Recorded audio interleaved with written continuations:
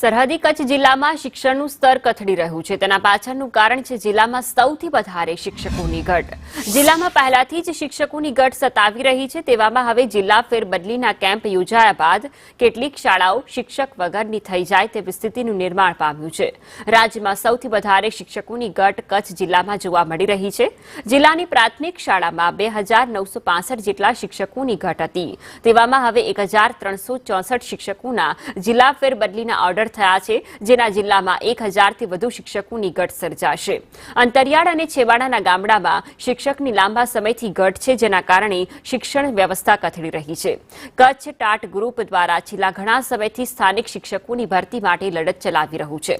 જિલ્લાની સરકારી શાળામાં સ્થાનિક શિક્ષિત યુવકોની ભરતી કરવામાં આવે તેવી માંગ કરવામાં આવી છે, જેમાં કચ્છના સ્થાનિક ટેટ અને ટાટ પાસ કરેલા ક્વોલિફાઈડ શિક્ષકોની નિમણૂક કરવામાં આવે તો જિલ્લામાં કાયમી શિક્ષકોની ઘટનો ઉકેલ આવી શકે તેમ છે।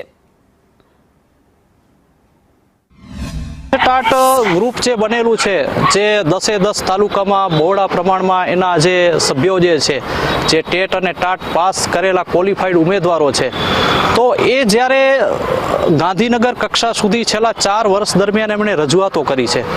રજૂઆતોની અંદર કચ્છના જે સામાજિક, ધાર્મિક, રાજકીય તમામ પ્રકારની જે વિવિધ પ્રકારની સંસ્થાઓ છે, એના 150 થી 150 થી ઉપરના સમર્થન પત્રો એમણે ત્યાં કને ગાંધીનગર કક્ષાએ આપ્યા છે કે આ કચ્છની લાગણી અને માંગણી છે કે કચ્છની જે શિક્ષક ઘટની સમસ્યા જો હલ કરવામાં નહીં આવે તો શિક્ષણ તંત્ર ઉપર, ખાસ તો જે કચ્છનું જે ભાવિ જે છે એના ઉપર એક વિપરીત અસર પડવાની છે।